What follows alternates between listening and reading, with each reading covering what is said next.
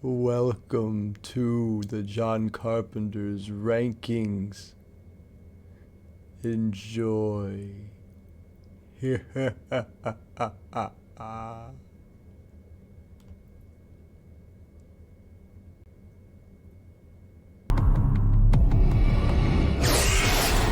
a ghost in here. I'm sure you believe you saw what you say. I'm not crazy. She's the last. What is up? Thanks for joining me for this special, I guess it's like a special event, if you will, where I'm going to be ranking all the John Carpenter movies from worst to best. And you got to start somewhere, so I might as well start from the very worst, obviously. And I'm going to compare, we're going to just compare my rankings to Jay and Rich of Red Letter Media. So I'm going to have them say my piece here, and then I'm going to show the clip of what they say, and you guys can compare it. And we're going to start off right now with my number 18. This is the list not counting like his short, what do you call it, anthology series, or he has like small movies and one big movie. We're not counting those. We're not counting movies that were just straight to like TV, which would be like the his Elvis movie with Kurt Russell. So that will not be also in here. But anyway, starting with number 18, we have The Ward. And let me tell you, this is the only John Carpenter movie I can tell you I actually do not like at all. I'm never going to watch it again. The rest of the other 17 I could at least watch again. And yeah, there is not a lot going on for this. Let's see, it's boring. The creature in it's just okay. It's all right. The creepy crawly things under the skin are kind of nice, I guess, but it's just kind of, I don't know, it's stale and boring. Looks like a bunch of other creatures from other movies, you know. The twist ending, which I guess I won't spoil here in case you want to watch it or go see it, is just doesn't do it for me. It's just really not, crazy. Really, it's just, I mean, it's crazy and like it's cliche, it's overdone. Honestly, it doesn't even feel to me like a John Carpenter movie that much. Like Amber Heard is probably one of the positive notes on it. She's actually like does her best to try to like amplify the non-existent. It's kind of like a mixture of like a bad Jacob's Ladder with like, I don't know. I don't want to give away the other movie I think it's like, because that might give away the whole movie to you, but it's just, it doesn't do it for me. And Rich Evans has this movie at either 9 or 10 on his list, and Jay has it at the same exact spot I do. Actually, I think his is second from last. His is 17. So I have it worse than both of them, but I am way more on Jay's side. As you'll see, he says a lot of the similar things that I say, really. It's just really not my cup of tea, just really not my, bag. And nothing against it. Like I said, it's better than a lot of other movies out there. But as far as John Carpenter movies, it's probably the bottom barrel one. And that's including some of the ones that are upcoming, like right behind it. And some people would probably, these bottom ones can be interchanged to some degree, I guess, but not for me. This one is by far the worst one. And great is The Ward. Wow, okay.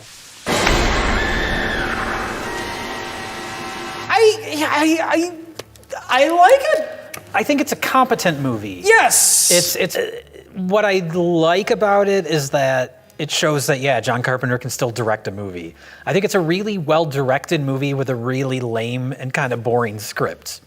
Once you get to the twist, it has my most hated type of twists, which I guess spoilers, I don't know. The movie's 10 years old and everyone else hates it. Spoiler. The people that even remember it. When everyone talks about John Carpenter movies, they don't even remember this one exists. But the twist is that all these characters are just one person with multiple personality, which means we've been watching them get killed off one by one. It's all pointless. It's all meaningless. And I hate that twist. There was a movie called Identity with John Cusack that came out in the early 2000s, and it was the same thing, where it's all these characters at a motel. It turns out all those characters are imaginary characters in this other person's head. It's like, well, then why do I care? I don't care about any of these people because they don't exist. If you're watching it as a horror movie, maybe, but if you're watching it with like the twist in mind, and you know, like the murders are actually what's her name, Amanda being like cured of each personality one by one, kind of neat. I hadn't seen it since it came out, and I had forgotten a lot of it, but what I remembered was the twist. And so watching it a second time, knowing that's the twist, just makes everything fall completely flat. From a story perspective, from a filmmaking perspective, like I said, this is a much better movie than Ghosts of Mars. It shows that he still knows how to frame a shot, he still knows how to create atmosphere with a limited location. I mean, like a lot of his movies, small cast and one location. All the performances are good. See, with the twist though, that Kristen, our main character, is just one of the personalities, and in fact, she's the one holding Amber back from being cured. I don't know. I don't know that I can buy Amber Heard being a horrible monster.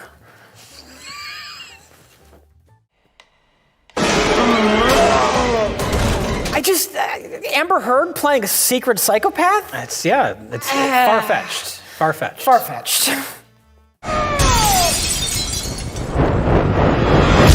And you know, to be fair with my rankings, this could be a couple down. Like this block are pretty close. Yeah, like I said, all the middle movies almost interchangeable. This is my middle section, like 8 to 11. A lot of these could go either way, but the Ward was okay. You know what? Thinking about it, I'm gonna put it down to 10. It's 10 now. I'm moving vampires and Assault from Precinct 13 up. Fuck it, I don't care.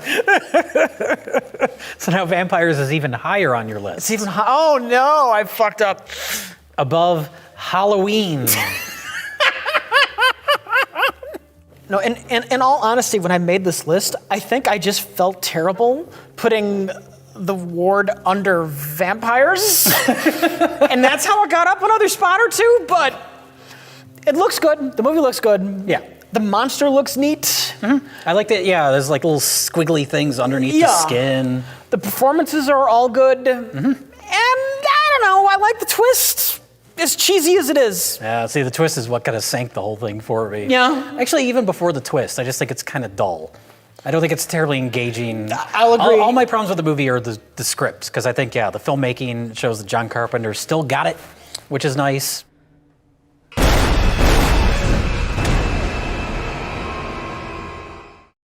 Your rules are really beginning to annoy me. We ran a psycho profile on him using a database of 5 million sociopathic personalities. He hit the bottom of the curve. Catches on quick, doesn't she?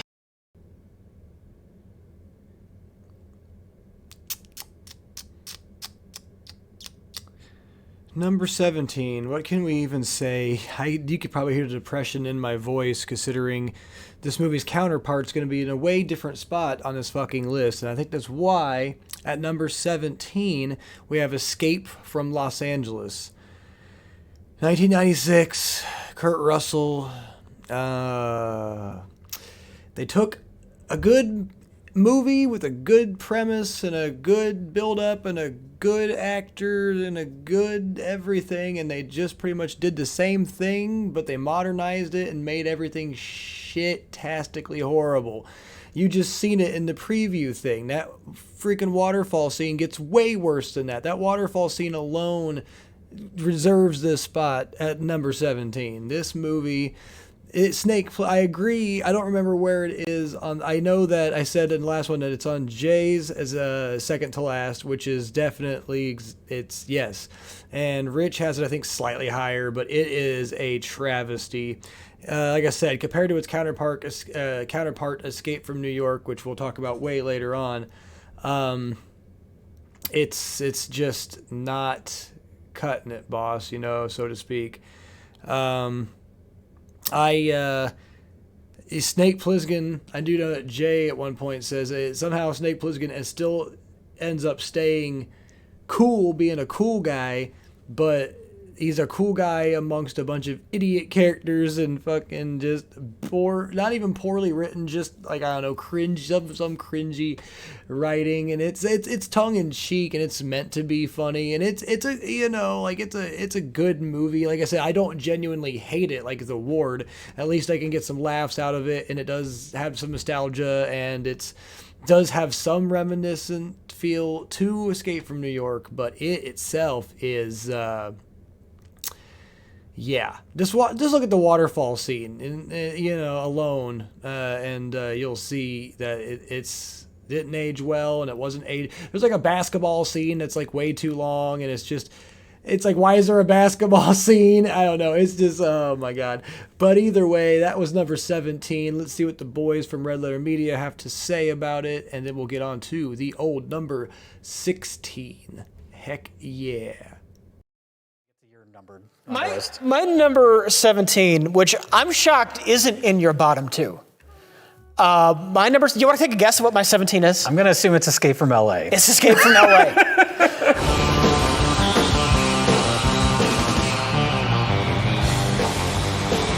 Gotta be kidding. Oh my. Escape from LA is my 16. It's right above The Ward. The first thing I have written down in my notes here is, oh my God.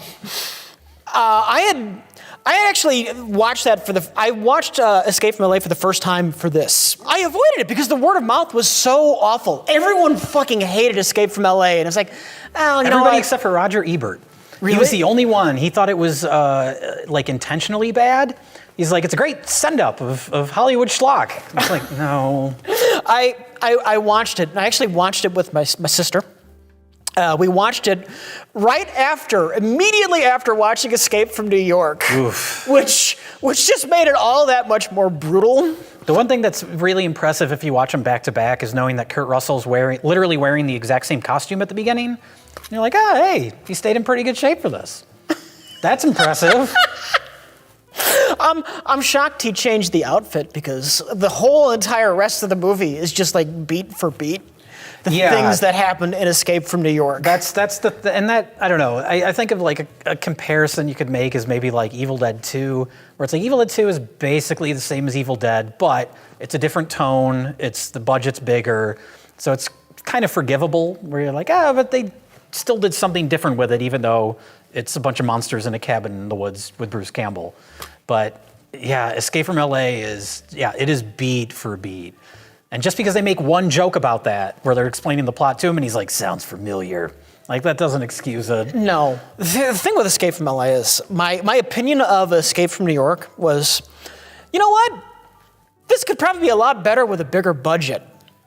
And then I see Escape from LA, and like, was this John Carpenter's original vision for Escape from New York? Was he not able to capture the comic tone he wanted to in Escape from New York? It's so weird, because there is comedy in Escape from New York. Yeah. I mean, like, what's his face? Cabby, Ernest Borgnine. Like, he's kind of a silly character, and the Duke of New York is driving around with a giant disco ball on the hood of his car. Like, there's a camp element to it, but it's really subdued. And it's like with Escape from LA, he's like, let's bring that all up to the surface and make it way goofier. And much like Ghosts of Mars, which we haven't talked about yet, it's like it should work as camp, and it just doesn't.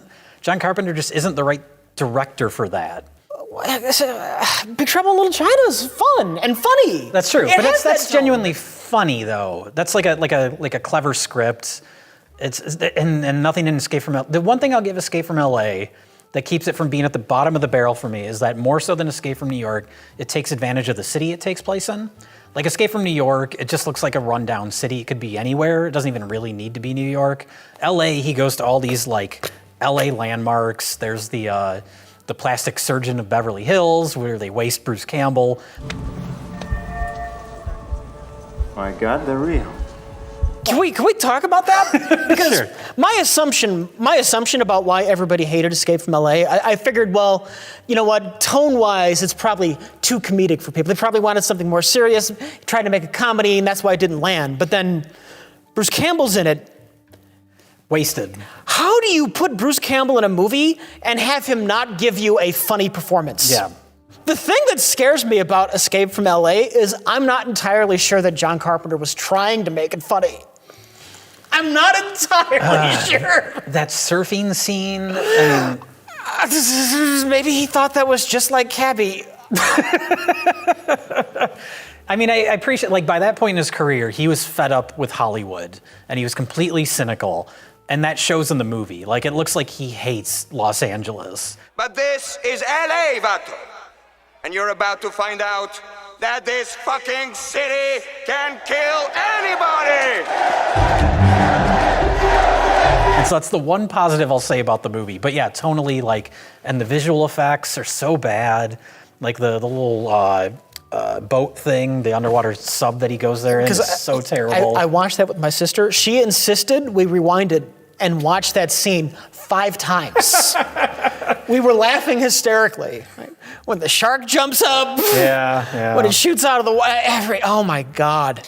The only thing keeping it from the bottom of my list is the fact that it takes advantage of LA locations, and I just love Kurt Russell in that role. He even with the worst stuff, he's still Snake Plissken, and he does what he can with the material. He's never goofy in it. It's the stuff surrounding him that's goofy. Yeah. So they didn't ruin Snake Plissken, even though the movie sucks. we can just forget that one exists. Sad story. Okay, and we're back. So, yeah, a few things. I don't know why I called it a waterfall scene. It's more like a wave. I mean, they're similar, but not the same. Steve Buscemi, how dare you? I don't know why I didn't mention him. I probably just didn't want to, like, down on him, but it's like, damn you, Steve Buscemi, just not good. One thing they mentioned that I didn't remember was that Roger Ebert actually liked it and thought it was a romp and, like, you know, like a good, like, send-off to old, like, movies, like, you know, old, like, real old movie. I'm like, I don't think that's what they meant to do. It is definitely a beat for beat, like I said, like, the better of the two movies, the originator, and I think that's what makes it really seem lame in comparison as well. And the Evil Dead references was also pretty cool, except the only difference is Evil Dead 1 and 2 are both good movies, and Escape from New York is great, and Escape from Los Angeles is it's not. So either way, I'm going to see you guys over in number 16, and shibadoo. It is the future. Mankind has conquered the stars. He moves out to the endless interstellar reaches of the universe. I wish I had more time. Why don't you have more time? Because I must detonate.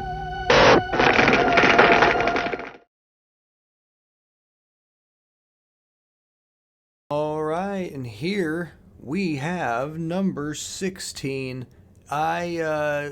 This one and 15 are pretty damn close. Sometimes I feel like it's better. Sometimes I feel like it's not. But I love Dark Star. It's 1974. Carpenter's first. It was a student film that was actually extended into a feature-length film. I like it. I like it a lot. The parts where he's chasing down the alien creature, it tends to drag a little bit, but I kind of like the creature design, and the creature itself is integral to the parts of what you'd call the main story. The ending is kind of iconic in funny ways. It's a weird, it's like almost like space scary in the sense of like being secluded out in space. It kind of has like that tense feel. Then again, the guy that did Alien, it said in the poster, it was like from the director of Halloween and the writer of Alien, and it's like that is a pretty good combination. And the beach ball looking creature thing kind of reminds you of like a faux xenomorph, but like way less creepy looking and such. But I do like this movie. There's a lot of like dull comedy moments, but I like them, and I like the sci-fi look to it. I just recently rewatched this one of all these movies. This is one of the ones I rewatched. I didn't actually fully watch it ever before. I've seen snippets before on certain media, and I needed to watch it. The sci-fi aspect, the technology of the 70s for like what the space travel and stuff would be like and is like, it's kind of it's kind of funny, like all the buttons that don't really do anything, but they're just there for like color, and like the supercomputer that kind of reminds you like Master Computer from like Tron, and yeah, there's like a lot of like that claustrophobic space feel mixed with boredom. That's kind of you'd see in some of the scenes from Alien, but it lacks a lot of the super horror aspect. There's a guy in a freezer that's their like commander that they put in I don't know, he's in a freezer and they have to ask him a question, and he's like, "You don't come visit me much." And it's very weird. It's very weird. A lot of sci-fi movies take inspiration from this movie, like Star Wars has a lot of there's a lot of things from Star Wars, like R2-D2's droid sound is in this movie pretty much verbatim. Soundtrack's pretty good. It's a good movie. I wish I could put it higher, but it is basically a glorified student film. I almost wish I'd put it higher than the next one on the list, but I'll explain myself on that one as I get there. But I really do like Dark Star. The whole talking to the bombs, like literally speaking to it like it's an AI and stuff, is pretty kind of an advanced idea for a 74. But yeah, I really do like this movie. I advise you to look it up, watch it if you can. Pretty sure it's on YouTube. I have as last Dark Star.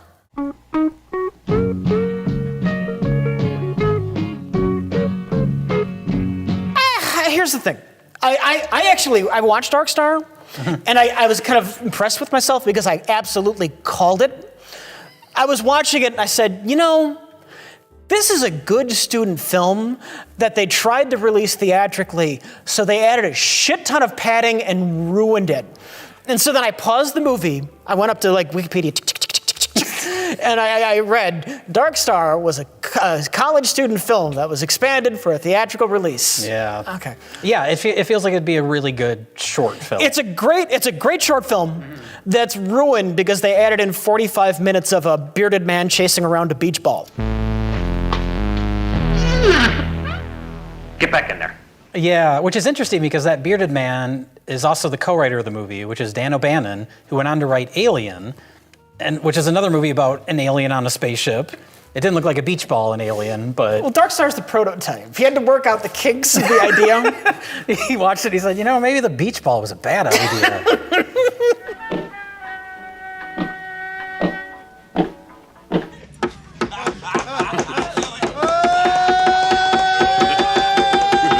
It's a curiosity.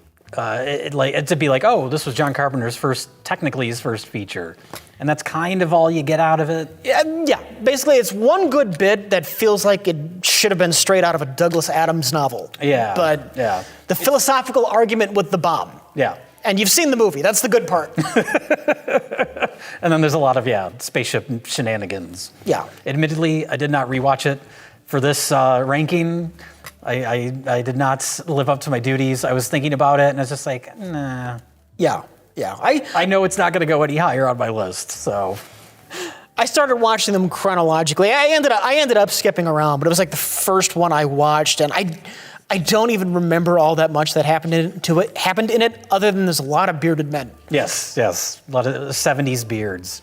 70s film students. Yeah. They're all over that movie. All right, that's my number 18. Okay. It was supposed to be a routine prisoner transport. Williams was arrested on the suspicion of murdering 6 rail workers. The bodies were hung and decapitated. But here, a million miles from home. Hello? Anybody here? Drop your weapon. I ain't going back. All right, here we have it, number 15, Ghost of Mars.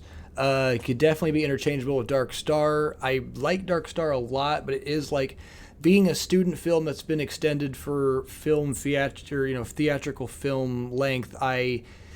In no good faith can I put it any higher. I like Ghost of Mars. I have a soft spot for. I like Ice Cube's music and his movies for the most part. This movie, he does not fit in at all. It does not really fit him. It's not a very good Ice Cube vehicle, if you will. There's a decent casting. They got like Jason Statham, and you got like Pam Grier. You've got like what's her name? Natasha Henstridge. Yeah, like you've got like a pretty decent cast, but it just feels like it was wasted kind of to me. It's all over the place, but I like the effects. The gore effects are good. The practical effects are good. Too many fade to blacks though for transitions for my liking. It just feels like it's definitely one of the odd men out, if you will, of the John Carpenter filmography. It just feels very awkward and kind of out of place.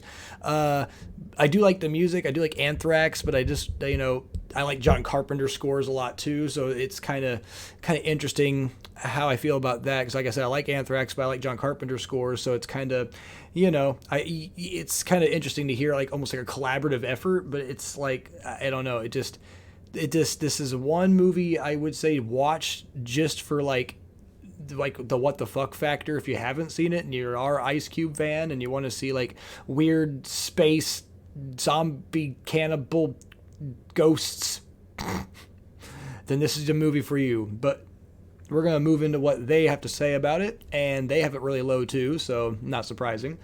And after that, we'll get right into the number, what is it? It'd be number 14. So we'll see you there. What's your number 16? My number 16 was Escape from LA. Okay. My number 16, Ghost of Mars.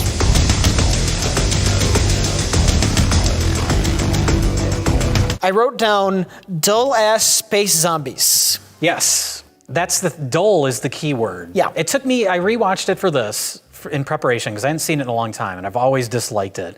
And it really solidified like what doesn't work about it. And I think it's that John Carpenter just did not care about making it, which is weird because I think it was his idea, like the story idea was his. But it's so, like you compare the way it's shot, and that's like John Carpenter's never been a super flashy director, but his movies he has such a keen eye of like shot composition. He has that wonderful widescreen frame, and he's very good at like directing your eye and what to look at in the frame. And Ghosts of Mars is so just like point and shoot. It's just like, here it is. Here's the shot. And the action, like I rewatched Big Trouble in Little China, and the first big fight scene in that in the alleyway, where there's all those people fighting. And again, like there's not lots of crazy camera work or anything. Like he's not a Sam Raimi, but it's very kinetic. There's lots of quick cutting. And Ghosts of Mars is just like flat shots of people running into frame and awkwardly punching at each other. It's so bad. Another thing I had here that I thought was noteworthy is how awkward Ice Cube is. I love it. I thought it was, I watched it, I thought it was like Ice Cube's first movie. No. And then I looked it up on IMDb. I'm like, oh my God, he'd been acting for a decade at that point. Yeah. All the casting in that movie is wrong. Like Natasha Henstridge, I think she was the lead in that because she still had a little bit of cachet from the Species movie. Yeah. But she's terrible in it. She's playing generic hard ass, but it's just not an interesting character. No, but if you recast it a little bit, you got Pam Grier in your movie already. Have Pam Grier be the lead. It's infinitely better. Yes. You can take a boring character, but it's Pam Grier and she's awesome. And that would immediately have elevated it. But yeah, Jason Statham, it's an early movie for him. And it's all these people where it's like, when you explain it, it sounds like it should be campy and fun, and it's just dull and lifeless. And yeah, that's like, the best thing I can say about The Ward is that the fact that he made it means that Ghosts of Mars is not his last movie. Come on, you mindless motherfuckers!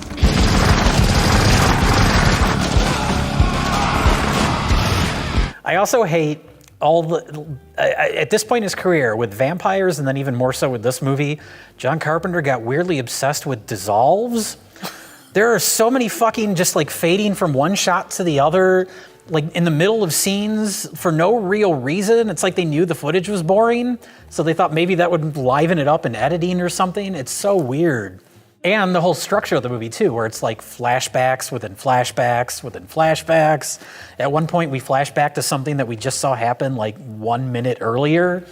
It's really like, I don't know what happened. Because they kept going back to that I'm telling the story after the fact thing, and that didn't add much to it. I was also unreasonably infuriated when she made the bizarre decision after they escape on the train to go back to try and kill ghosts with a nuclear explosion. Yeah. And she gets everybody killed. But it's also basically a remake of Assault on Precinct 13 in a weird way. Yes. So it's like John Carpenter's cannibalizing his own career at that point. Cop and criminal team up to try and, fight off this incoming threat.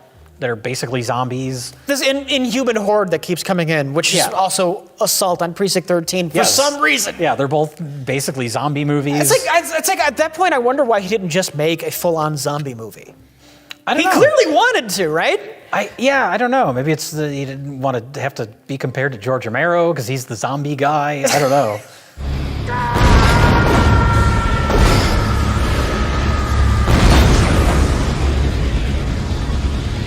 What he really wanted to make his whole career, the reason he got into filmmaking was because he wanted to do Westerns.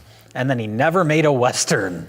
Which is funny, because the original script for Big Trouble in Little China took place in the Old West. Oh, yeah, I've heard about that. I don't know if that was when John Carpenter, if that was before he was involved or what. It was a budgetary decision. I don't know. It was a good decision. But yeah, you can see a Western influence in a lot of his movies. Either with the music or like the Snake Plissken character is basically Clint Eastwood's. And he's got a period in the 90s where his music has got that like Western flavor to it. Yeah, especially in Vampires. Yeah. Which may be my next. It is. Who are they? They have one mind that they share between them. Father? Let us pray. You've been discussing us with Dr. Vern. What did she tell you? You're hiding something. Well, shit. Alrighty. What can I say? We have number 14. Might be surprising to some people. I don't remember where they had them on their lists, but 14 for me is Village of the Damned. And by damned, it's just a mediocre. It's probably like getting towards the end of the like what I consider the mediocre films. Like they're still good, but I don't know. When you get higher up, it's hard to compare. It has some good actors in it. It's got Christopher Reeve, Superman himself. It's got Mark Hamill in it, so, Wing Commander, famous Mark Hamill. That's where everyone knows Mark Hamill from, right? It's Wing Commander. But no, it's pretty, I don't know. It's a remake it's a remake of an older film, which in itself already kind of, all the stuff that would be scary to me and everything are already present in the older film. I don't know, like it's not bad. It's definitely still like interesting to watch and everything. It's just not something I could put much higher up on the list. It's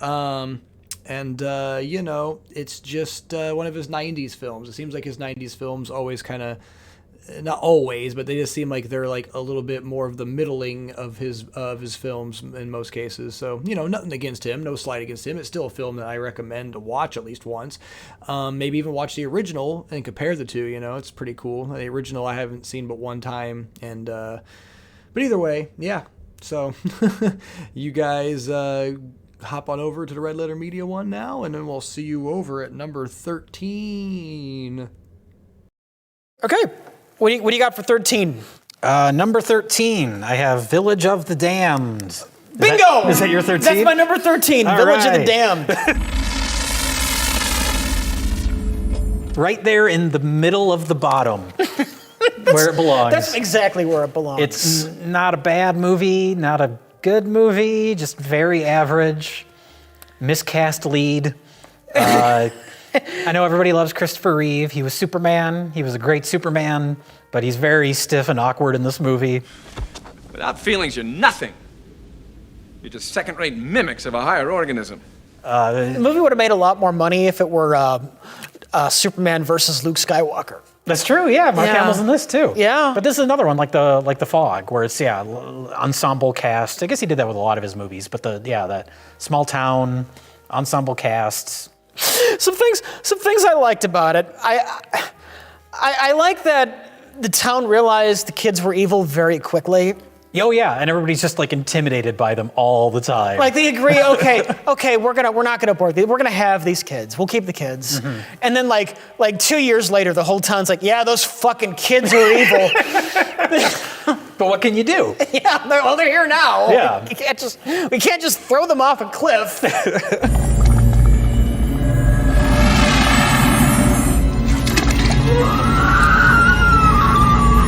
And the visuals at the beginning of when everybody first just like collapses at the same time and nobody knows what the fuck is going on. Yeah. Like that's kind of visually creepy. There's one guy that passed out on the grill and burned himself alive. What I was waiting for, I thought there's a moment in this film where I thought they were going to give us an interesting twist.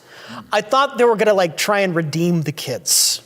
Oh, yeah. And then like near the end, like last act, instead of we got to stop these evil kids, it's going to be like Christopher Reeve trying to protect the kids from the government that is now storming in to kill them. Oh, sure. And that might have been at least a little bit interesting just because it wasn't predictable, but... Yeah, I mean, it is a remake, and so that's another thing, is it just feels kind of stale. The visuals of the kids are creepy, but that's right out of the first movie. Like them all walking, in pairs down the street. Yeah. That main theme is pretty moody and kind of cool. But, that's middle of the list. That's what you get. Yeah.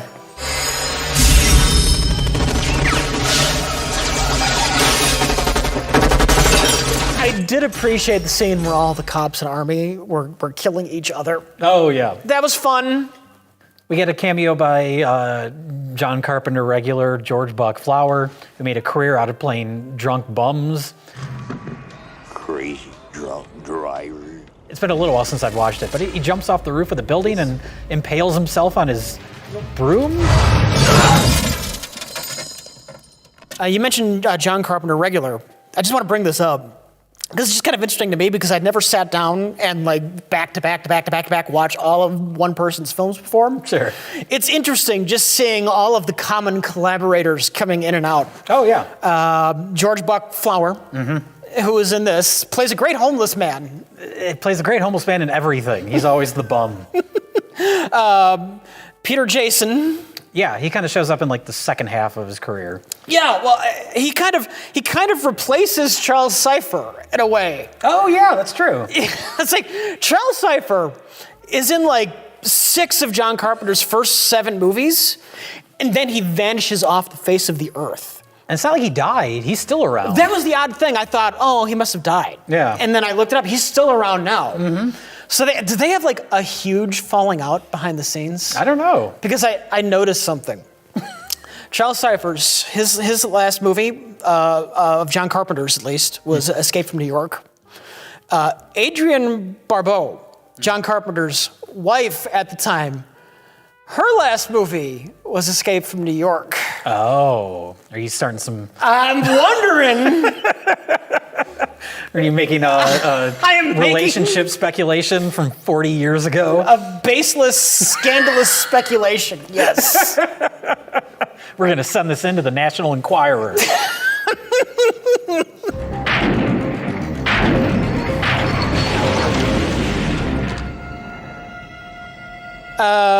Village of the Damned. That was your number 3. It all started on a Tuesday in March. If George hadn't introduced me to Alice... Let's not do anything cheap and meaningless. Okay, what do I owe you? And she hadn't been so spectacular, maybe I wouldn't have gotten so loaded that night. 10 minutes. It'll be as good as new. And none of this would have happened. Something's happened to the magnascopic. Number 13, Memoirs of an Invisible Man. And let me tell you, I actually really enjoy this movie. And it's one of those movies I wish I could put up higher. But honestly, I draw a lot of comparisons to it and Starman, which very soon you'll hear about. I'm not big on romantic or not. This movie takes it's more romantic, slapstick comedy, noir style almost, and it works, and I like the movie, but it does not, when you think of John Carpenter, you don't think of a noir slapstick comedy with also serious parts. It's got a good cast. You got Sam Neill and Chevy Chase is great in it, but it's not really a good John Carpenter vehicle, nor is it a good Chevy Chase vehicle. It's not a bad one. It's not either of their worst movies, but it's just not anything to me that really stands out above like the rest.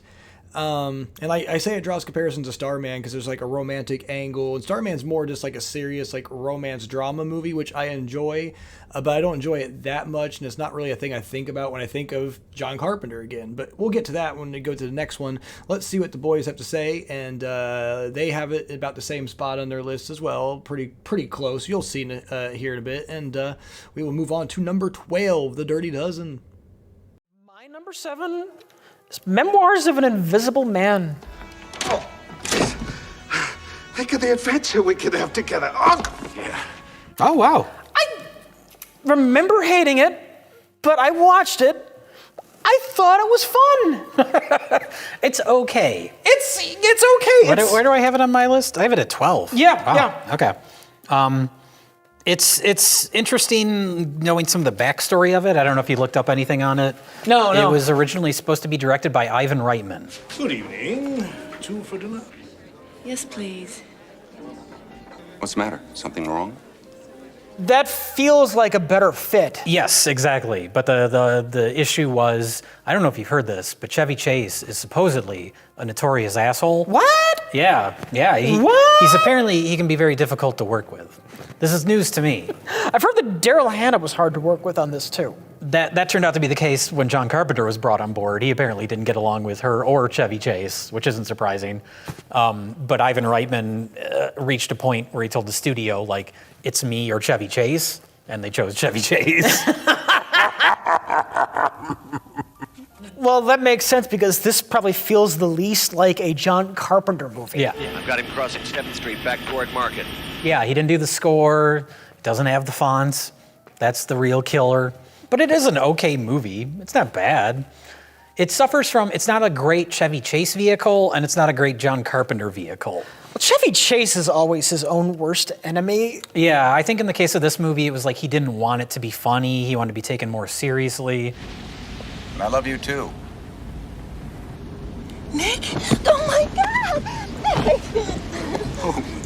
I think it's similar to what happened with Eddie. Eddie Murphy went through that period too, where he didn't want to make comedies anymore, but he kept getting cast in comedies and trying to make them less comedic. So like he did Vampire in Brooklyn with Wes Craven. I believe also Eddie Murphy in Beverly Hills Cop 3. Yeah, John Landis has talked about that. Beverly Hills Cop 3. He wanted to be more serious. And Eddie Murphy did not want to make it a comedy. Yeah. It's like something about that era, like the mid to late 90s, where all these SNL comedy people didn't want to be funny anymore. Bill Murray. Bill Murray, yeah. Bill Murray, didn't even take that long. Bill Murray was as early as The Razor's Edge. He wanted to be taken seriously. That's true, yeah. But famously, Groundhog's Day. Mm-hmm. He wanted that to be serious, which had an almost lifelong falling out with Harold Ramis because of it. And it ended up really good, I think, possibly because of that. The balance works out well, yeah. But we're talking about Groundhog Day now, a far superior movie. With a difficult actor in the lead. With a difficult actor in the lead to Memoirs of an Invisible Man. Now, I was thinking about rewatching Memoirs of an Invisible Man, that there are parts where it's like, I can see how this earlier Chevy Chase would have made this funny, and maybe it was written to be funny, but then he just didn't want to do it. Like when he first turns invisible, he's trying to eat Chinese food, and he's like, it's hard to use chopsticks when you can't see your hands, and he just kind of fidgets with it for 1 second, and then that's it. But I can picture like an earlier Chevy Chase movie where that goes on for like 5 minutes of boobery, and it just doesn't happen. It's like you can tell that he really doesn't want to be funny in it, and it really kind of kills a lot of the momentum. Would this have been better with like Tom Hanks as the lead? Have a Splash reunion? Oh yeah, Daryl Hannah. Yeah, that's true. Yeah. Probably, yeah. He's just generally more likable. That's another thing about this movie. It's a decent enough movie, like the story's fine, but Chevy Chase is not very likable or relatable. He never is. That's his problem. He's good when he's just playing an asshole. Yeah, here he's not supposed to be really, but he just comes across as like a boring yuppie. There's a large portion in the middle of the movie where it's just a bunch of boring yuppies hanging out in a house, and he's invisible and he's there. I like the running thing though of him, like when he eats, you can see the food digesting, and that's not just a one-off gag. It becomes like a reoccurring issue for him. See, that's the kind of detail I like the little science fiction touch like that, thinking about the logistics of being an invisible man. Yeah. Him not being able to find his coat. Yeah. It's a fun little detail. Figuring out how he's going to live. Like, well, I can just trade on the markets. Nobody has to see me. Yeah. I thought stuff like that was neat. Sam Neill is a fantastic villain. Contrary to what you might think, I am not without feelings. That's probably the best thing to come out of this movie is John Carpenter and Sam Neill got along so well they made another movie together because he wasn't getting along with his other lead actors in this movie. Daryl Hannah was difficult, I guess. Chevy Chase, obviously, we all know about him. So yeah, just kind of a troubled production. I think John Carpenter said this is like his least favorite movie that he's ever done. And I'm sure it's more just because of the behind the scenes issues. Because it's an okay movie, just on its own. It's not the best movie ever, but I gotta be honest, I had fun watching it. Some clever things happened to it, which I appreciated. No! Give me a hand, Nick. No! Olay, you son of a bitch! Hey there, just a little after aside on the Memoirs of Invisible Man. I forgot to mention that everyone doesn't get along with Chevy Chase, and but I didn't realize, I forgot the Daryl Hannah thing. I didn't know that John Carpenter didn't get along with either of his star actors, so I find that interesting. Yeah, the soundtrack was kind of lackluster, and it didn't feel much like a John Carpenter movie. They were right on that. I mean, I pretty much said a lot of the same things, but either way, we'll see you in the next one. In 1977, Voyager 2 was launched into space to the outermost regions of the universe. It carried an invitation in all languages for alien life forms to visit our planet. Someone, somewhere, listened and accepted our invitation.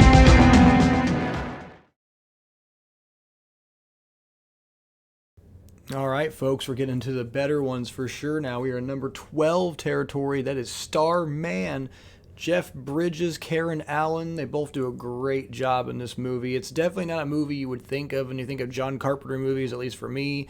That's why it's a little lower towards like the middle of the list, but I enjoy it. It's better than Memoirs of an Invisible Man. It's more coherent, and it's more heartfelt, honestly, and I kind of like that compared to the comedy. I mean, I love comedy. I love Chevy Chase comedy, in fact, but it just didn't, I don't know, not with John Carpenter. I feel like a different director would have been a better match in that aspect, but in this movie, though, you get lots of...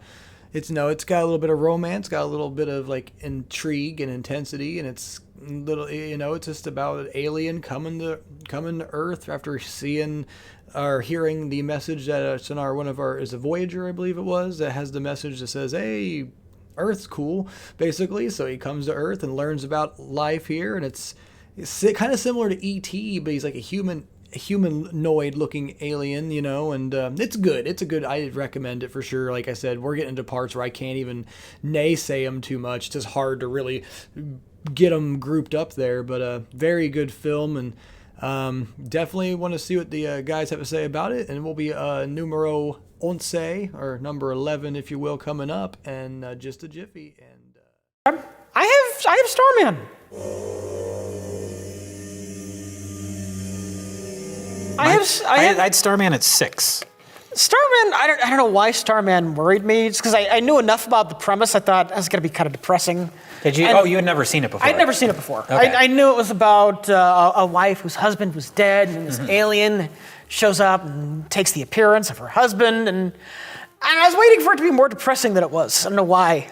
No, it's not depressing. No, but it's also not. I mean, this was after The Thing was a horrible flop. And people always say, like, oh, The Thing flopped because E.T. had just come out and people wanted, like, positive, uplifting alien movies. And so this was John Carpenter's answer to that. And what's impressive is that it still feels like a John Carpenter movie. It's more sentimental, but it never feels schmaltzy. Even though it's about an alien coming to Earth and kind of befriending this human woman, it feels kind of, like, real. And for a movie that's more positive, it also has that John Carpenter cynical edge. Because the movie opens with the Voyager probe, which famously has a record on there with like, "Greetings to all intelligent, any life we find, hello, this is humanity, come say hi." And so the alien, they get this message. Alien responds. Like, "Oh, hey, we'll come and say hi." And then he comes to Earth, and everybody is fucking pointing guns at him. It immediately gets shot down, yeah. So this movie still has that cynical about humanity edge to it. Even though it's a positive movie about couple who find love amongst the stars. Well, it's great. It's the first, like, I don't know, 20 minutes of the movie. There's not a lot of dialogue. There's certainly no like expositional dialogue. It's almost told completely visually. And it feels like it could be a sequel to The Thing at first. Like it has this weird, like ominous tone. It's not hinting that it's going to be any sort of like emotional movie.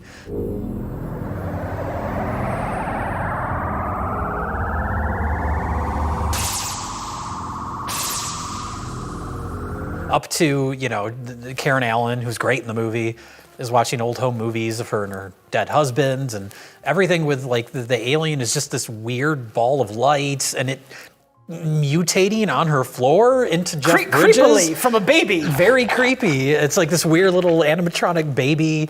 Like it feels like The Thing or something. And it's like making these weird noises, like these weird squishy noises.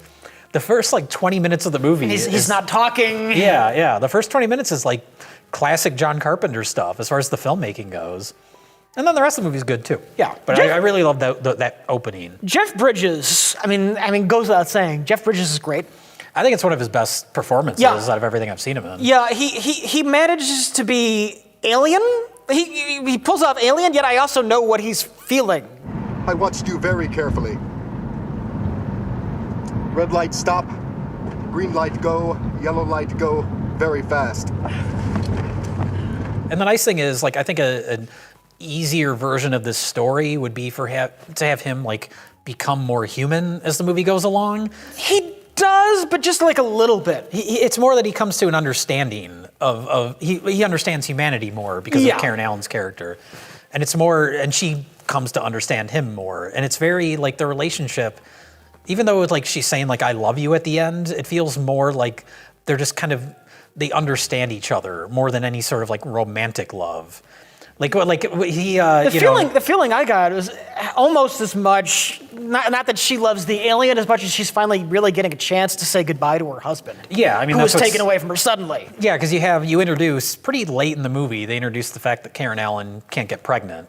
And so, like, the very next scene, they're having sex. And you're like, well, okay, I know where this is going. I thought it was going to be like a reveal at the end, like before he says goodbye, he's going to be like, there'll be a part of me with you. But it's like the next scene, he's just like, I put a baby in you. And it's very, very like he understands what she wants and is just doing his best to make her happy. Yeah. It doesn't have that, like, Spielberg schmaltz to it. Hey boy, baby. He will be human, the baby of your husband, but also he will be my baby.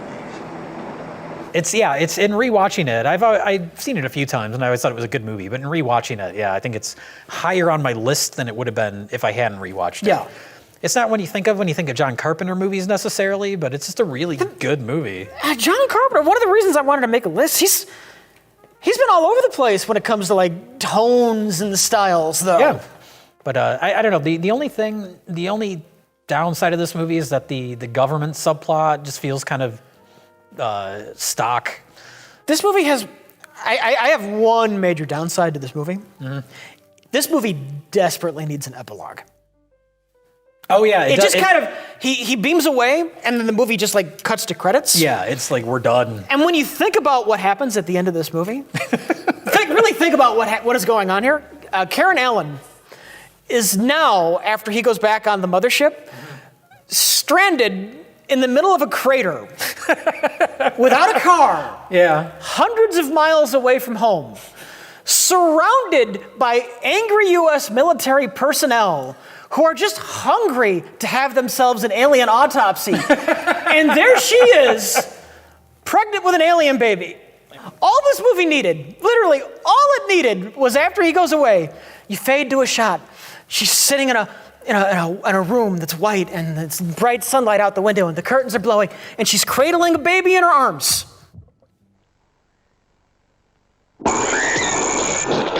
It just needed that. But I like the movie. Yeah. It's not like they're seducing everybody in sight with cheesy Eurotrash accents, all right? They don't turn into bats. Crosses don't work. If you want to kill one, you drive a wooden stake right through his heart. We think we got a nest inside this place. And chances are we'll find a master in here somewhere.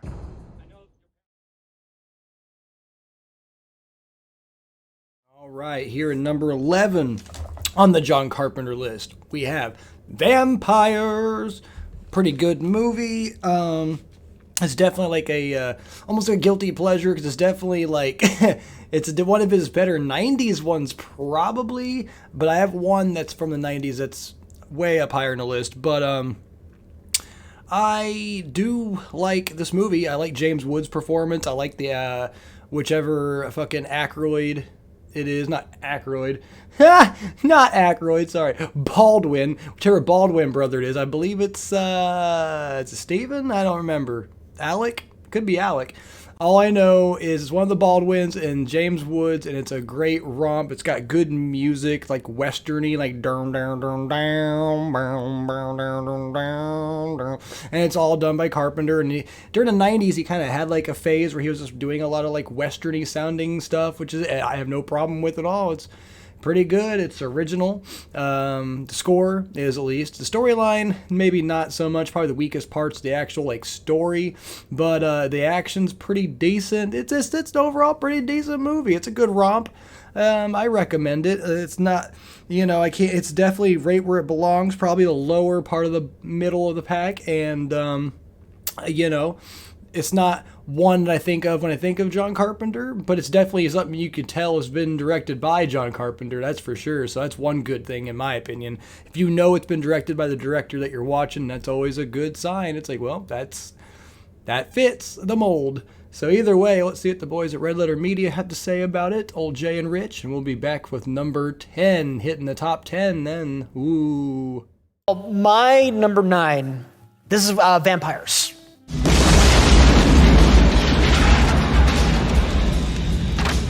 Wow. What did I have it as? I think you had it like 13. I have it at 14, yeah. I'm calling it a guilty pleasure, though. That's fair. Because I remember this first came out, and this is the reason I stopped. It was the reason I stopped bothering with John Carpenter movies. I hated it. But I'm watching it now, and I love watching James Woods in this movie. Can I ask you something? Yep. I was kicking your ass back there. Did I give you wood? What? Just fucking with you, father. Forget about it. It's amusing how determined they are to make you think that James Woods is cool, because he's not. His pants are like up to here. They really want you to think this character is cool. What's his name? Like Jack Crow or something like that. He's doing like the acting equivalent to like a shit post.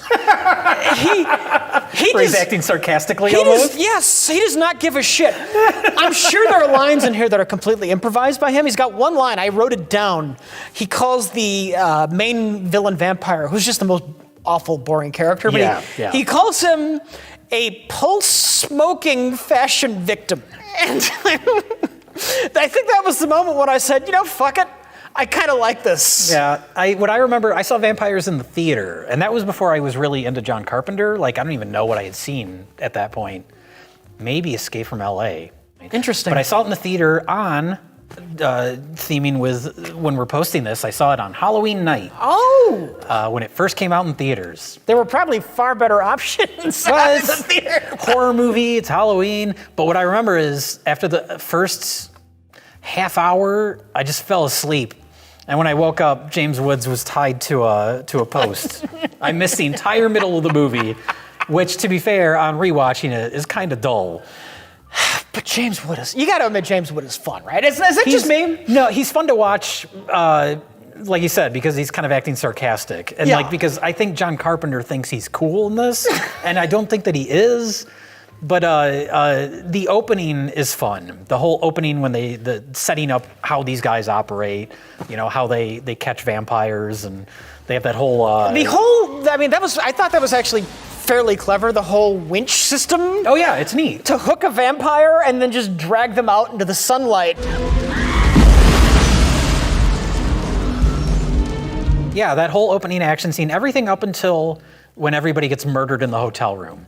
That's when the movie kind of nosedives a bit for me, where it just gets really dull, because the main villain, as you said, is boring, and it doesn't really pick up again for the rest of the movie after that. I do like, I'm sorry, I don't remember the character's name, but the hooker that's turning into a vampire. Oh, yeah. I think she does a decent job. Well, she does. That's Cheryl Lee. That's Laura Palmer from Twin Peaks. Oh! And it's weird watching her in this because, yeah, she's... I think we talked about this when Josh and I talked about Twin Peaks, but she's a really underrated actress. I think she's really, really great, especially in Fire Walk With Me, the Twin Peaks movie. And her whole character of Laura Palmer on Twin Peaks, the whole thing is that she's constantly like battered and abused and taken advantage of. And that's her whole character. She's a tragic character. And then you watch this movie and she's also being like slapped around and she's tied to a bed naked for half the movie.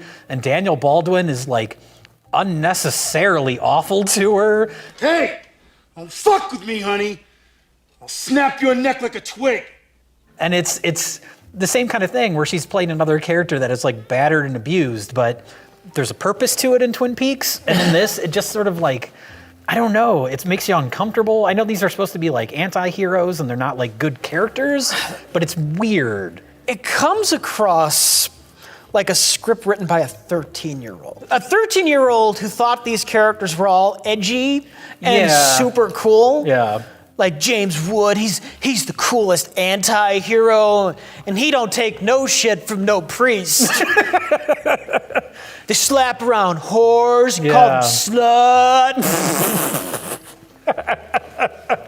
Also, it does something else that this is my number 9 movie. It does something else. It does something else that I hate. What's that?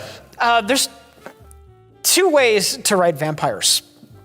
You write them as like actual characters. Maybe they're tragic. Maybe they don't like sucking blood. Maybe they feel guilty. Yeah. Maybe they're like sophisticated and ancient. Or you write them like angry monster men. Sure. And this has boring, angry monster vampires. I hate that. Yeah. This got greenlit because From Dusk Till Dawn was cool. Yeah, I guess. But like I said, once his team is killed, not that all the team are built up as like great characters, but it's just kind of fun to watch them as a team. But like, a team going around hunting vampires and they have their methods, that is a fun idea. It's a fun idea, and then I guess the idea is, they've all been killed, so he's on his own, and that's supposed to be the kind of drama of the movie, but you just don't care. Yeah.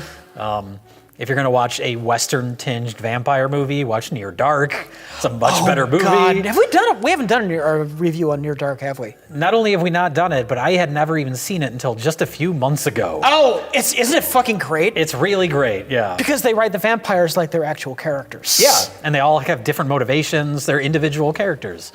Here, they could be zombies. It doesn't matter. Yeah. They're just ghouls. I'm sorry. I actually apologize. I apologize for putting this as high as number 9, but literally, I was amused by watching James Wood not give a shit and just say whatever the fuck he wanted to say. That's completely fair. You never told me they could do that. I didn't know they could do that. Yeah, just a quick aside there. Yeah, I think it's funny, comical, that my vampires is in the middle between Rich has it higher and Jay has it lower, so that sounds about right.